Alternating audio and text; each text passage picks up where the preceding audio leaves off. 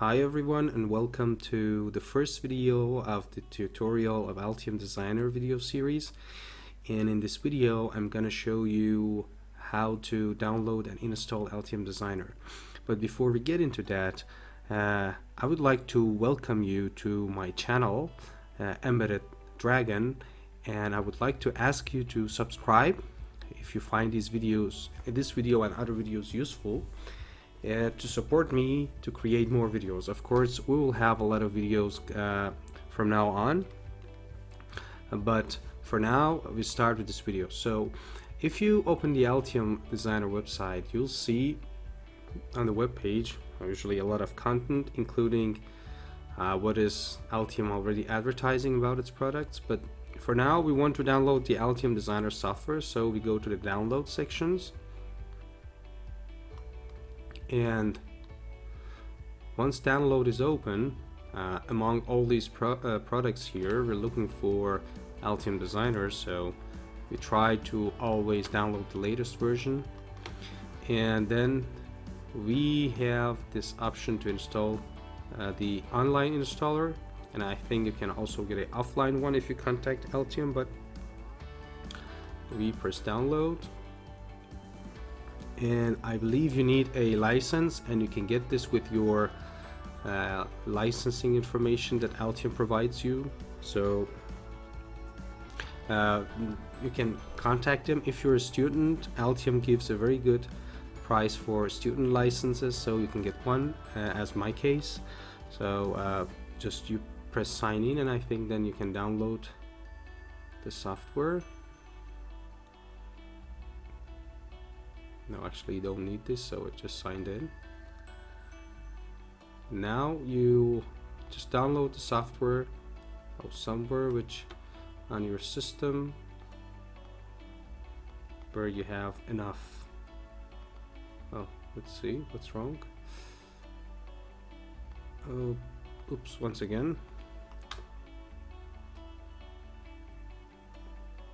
Oh, it is downloaded here, not a problem. Okay, so once this installer is there, we will actually install the Altium Designer.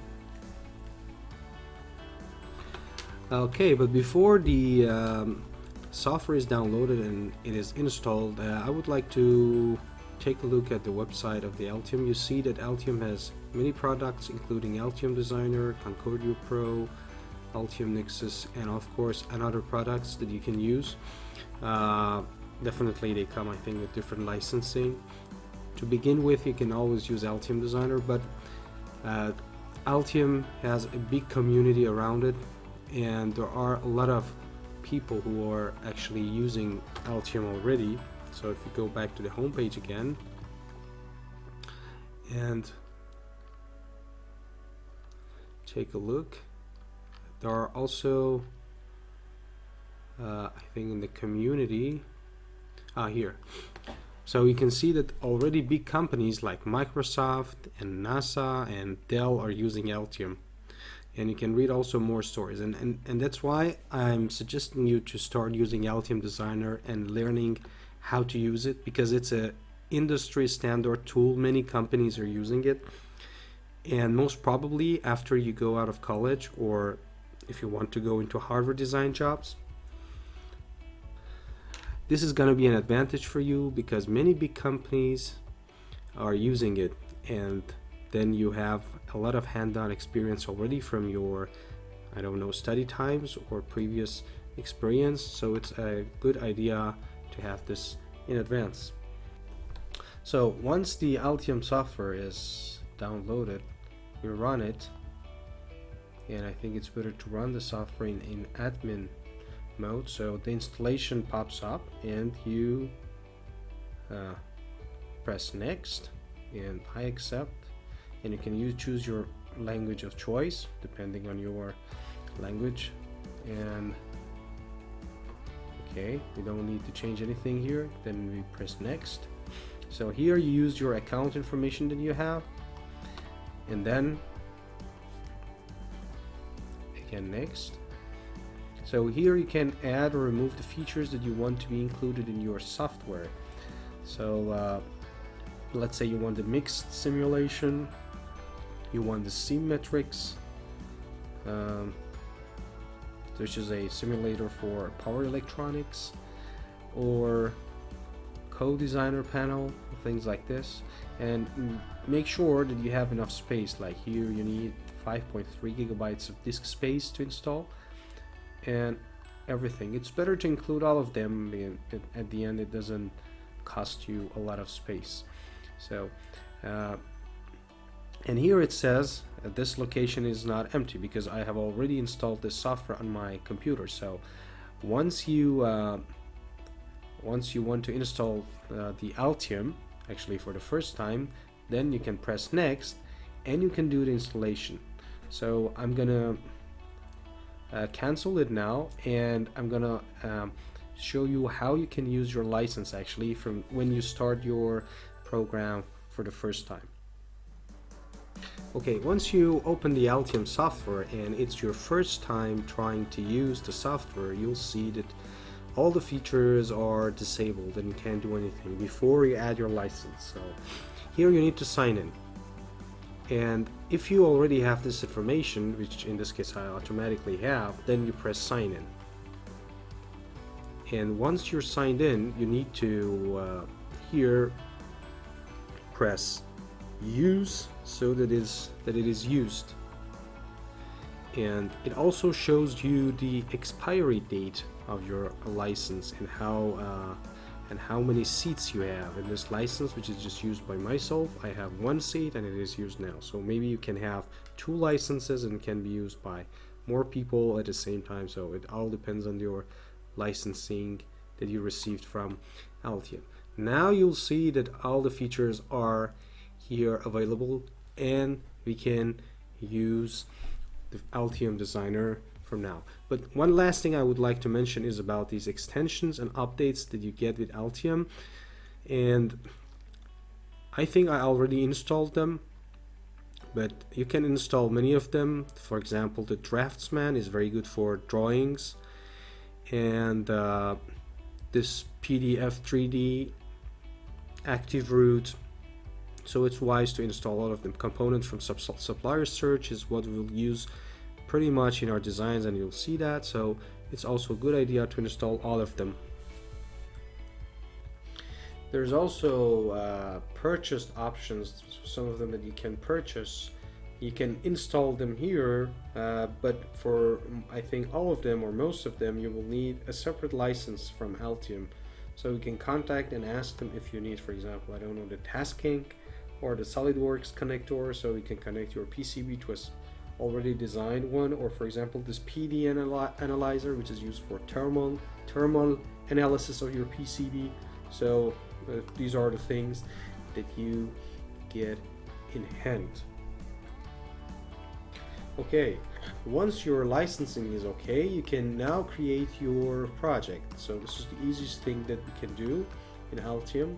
Of course, we have many types of projects, but for now we just design a simple project, and it's called the default project or the PCB project. We also have other types, including like multi-work project and ones based on version control, but no, we're not going to use them, so we just use this default one, and we name it the Embedded Dragon, and we choose a place. Let's say I choose here the desktop, and I select a folder on desktop. So the Altium will create a folder named with the project name Embedded Dragon and put it in desktop. So this is what you can do. Then you press create and you will have the project. So what's wrong? It says project name. Maybe there's one already there. Let's create a new one. Okay. So we wait a little bit and we get the project here. And the project 3, yeah. So every PCB project requires at least 2 files. One is the schematic file, and you can easily create this by right-clicking and then inserting in the schematic.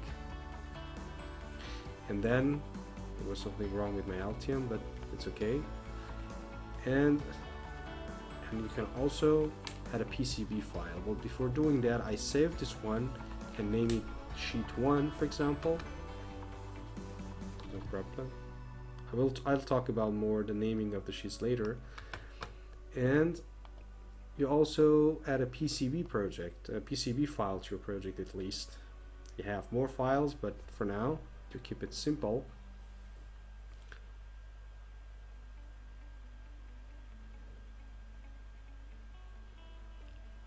so this is the PCB file, and it also gives you a 3D view if you press the key 3 on your keyboard, and you can also see your board in 3D view. So we'll talk about this later. But now if you want to save your PCB, you press Ctrl S, or from the menu File, Save. And it's better to learn the short keys because it makes your work faster. So here you name it like PCB1. One thing which is very important when you are designing projects in Altium is that all the files related to a project should be in the same folder or directory. So if I press here, right click and press Explore, you see that in desktop and in the embedded dragon, there's all the files related to this project. So if I move, for example, this file somewhere outside the project, let's see, I move it to, I don't know, to desktop, and then I move back. So let me delete this one. Then if you want to add this file, I remove it from project for now and close it. Let's say we want to add it from somewhere else which is not directory. So it's on the desktop. You'll see that here a small arrow appears, and it shows that this file is not in the same directory as your project. So if you do this, when you compile your project later, you might run into trouble. So it's always a good idea to move all of your files in one directory. So what I'm going to do is I'm going to go to the desktop and find this PCB file, where it is, PCB1, and I'm gonna move it to, so Control X, and to the embedded dragon, which was one that was, this was another one, this one. So I put it here. Now if I go back to Altium and add it again to my project, you'll see that here I explore it again. The Explorer brings you to the directory. So now if I place it here in my project and again put it in the project, you see that arrow is not there anymore, and it shows that we're having all the files here. And that's it for now. Thanks for watching. Don't forget to subscribe and like, and we will have more videos, so see you next time.